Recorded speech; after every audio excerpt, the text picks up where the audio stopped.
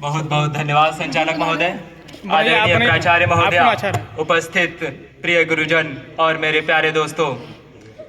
यह पहली 4 पंक्तियां आपका इम्तहान और मेरा इम्तहान लेने के लिए कि देखता हूं कि आप मुझे सुनने के लिए तैयार हैं या नहीं। कि हास्य की भाषा नहीं लिखी है ना ही गजल सुनाता हूं, कि हास्य की भाषा नहीं लिखी है ना ही गजल सुनाता हूं, कविता लिखनी नहीं आती चीखे लिखते जाता हूं। कि हास्य की भाषा नहीं लिखी है ना ही गजल सुनाता हूं, कविता लिखनी नहीं आती चीखे लिखते जाता हूं। बाबरी राम मंदिर का पक्ष नहीं मैं लाया हूं, घायल भारत चीख रहा है चीख सुनाने आया।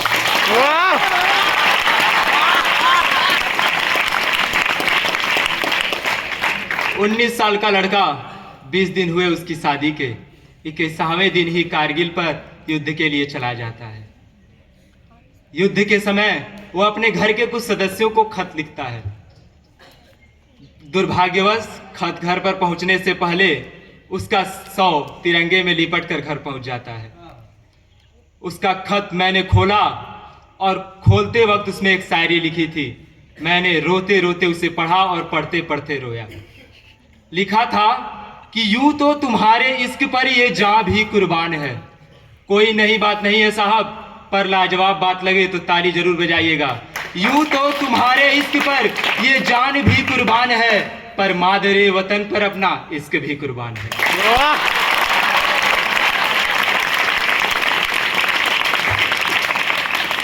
'पर मादरे वतन पर अपना जान भी कुर्बान है। पहली कुछ पंक्तियां अपनी माँ को अर्पित करता है कि माँ तुम्हारा लाडला रण में अभी घायल हुआ है, कि माँ तुम्हारा लाडला रण में अभी घायल हुआ है, पर देख इसकी वीरता को खुद शत्रु भी कायल हुआ है। रक्त की होली रचाए मैं प्रलय कर दिख रहा हूँ, रक्त की होली रचाए मैं प्रलय कर दिख रहा हूँ। माँ इसी स्वर्णिक से तुमको पत्र अंतिम लिख रहा हूँ, माँ इसी स्वर्णिक से तुमको पत्र अंतिम लिख रहा हूँ।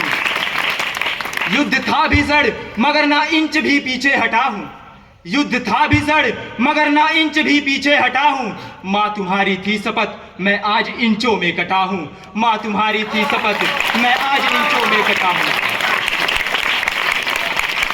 एक गोली वक्ष पर कुछ देर पहले ही लगी है, एक गोली वक्ष पर कुछ देर पहले ही लगी है। माँ कसम दी थी जो तूने आज मैंने पूर्ण की है, तो लो छा रहा है आंख के आगे मेरे अब अंधेरा, तो लो छा रहा है आंख के आगे मेरे अब अंधेरा, पर उसी में दिख रहा माँ मुझको एक नूतन सवेरा।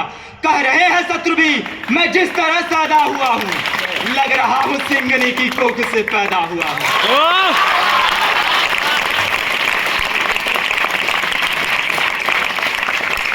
लग रहा हूँ सिंघनी की कोख से पैदा हुआ हूँ, पर ये न समझो माँ कि मैं चिरनीद लेने जा रहा हूँ।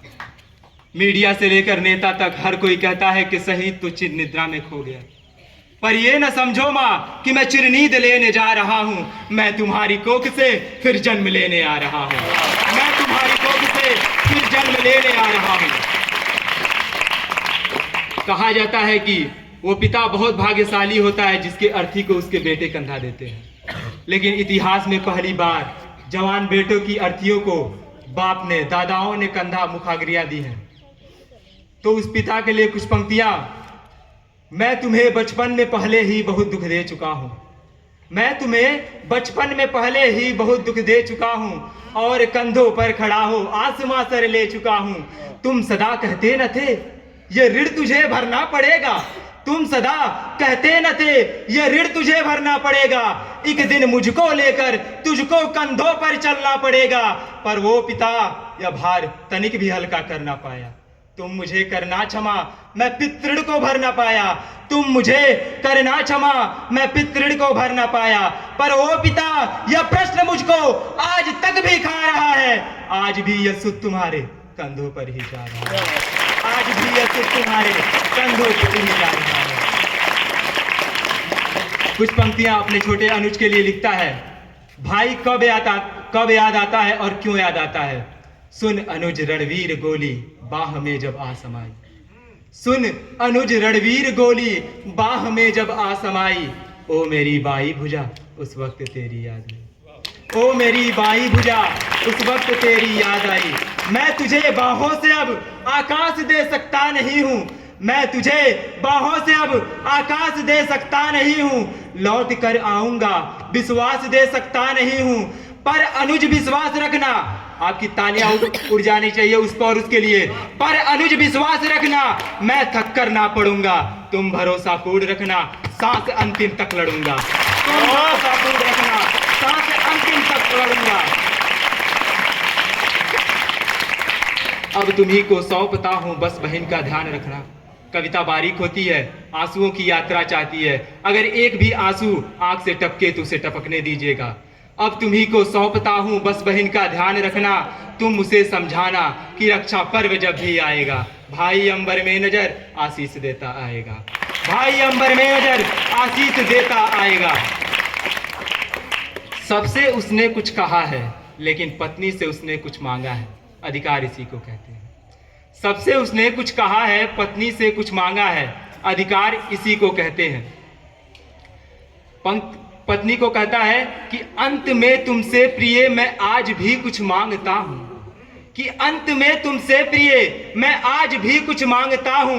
है कठिन देना मगर निष्ठुर हृदय हो मांगता हूं। अंत में तुमसे प्रिय मैं आज भी कुछ मांगता हूँ। है कठिन देना मगर निष्ठुर हृदय हो मांगता हूँ। तुम अमर सौभाग्य की बिंदिया सदा माथे सजाना। हाथ में चूड़ी पहनकर पांव में मेहंदी रचाना। तुम नहीं वह दैव्य की प्रतिमूर्ति आख्य साधिका हो। तुम नहीं वह दैव्य की प्रतिमूर्ति आख्य साधिका हो। तुम अमर बलिदान की पुस्तक की पहली भूमिका हो। तुम अमर बलिदान की पुस्तक की पहली भूमिका हो। जानता हूं बालकों के प्रश्न कुछ सुलझे न होंगे। बहुत अजीब देश है ये, मुझे क्षमा कीजिएगा इस कड़वी कुनैन देने के लिए, लेकिन यह वही देश है जिसने आतंकवादियों की रिहाई के लिए रात 12 बजे हिंदुस्तान की अदालत को हिला दिया।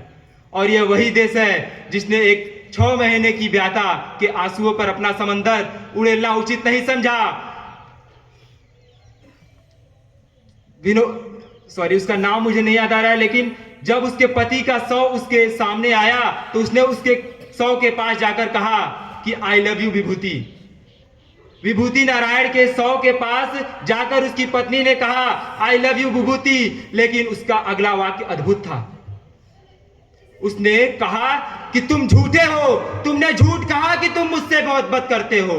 मुझसे ज्यादा मोहब्बत तो तुमने इस मुल्क से कर ली है।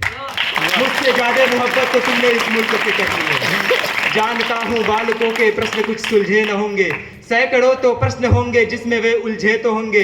कहते होंगे कि पापा हैं कहां, कब आएंगे, और हमको लेकर वे घूमने कब जाएंगे। तो तुम उन्हें समझाना कि ज्यादा जिद पर अड़ जाते नहीं हैं। ज्यादा जिद करते उनके पापा घर आते नहीं हैं।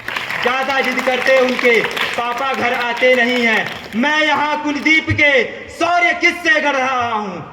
अंत में तुमसे प्रिय मैं आज भी कुछ मांगता हूँ। है कठिन देना मगर निष्ठुर हृदय हो मांगता हूँ। तुम अकेली हो इस धैर्य को खोने न देना। भर उठे हृदय पर आंख को रोने न देना। शब्द पथ की यात्रा से तुम मेरी अर्धांगिनी हो। 7 जन्मों तक बजोगी तुम अमर वैरागिनी हो। 7 जन्मों तक बजोगी तुम अमर वैरागिनी हो। इसलिए यह अधिकार बिन बताए ले रहा हूँ। इसलिए यह अधिकार बिन बताए ले रहा हूँ। मांग का सिंदूर तेरा मातृभू को दे रहा हूँ। मांग का सिंदूर तेरा मातृभू को दे रहा हूँ। बहुत बहुत धन्यवाद।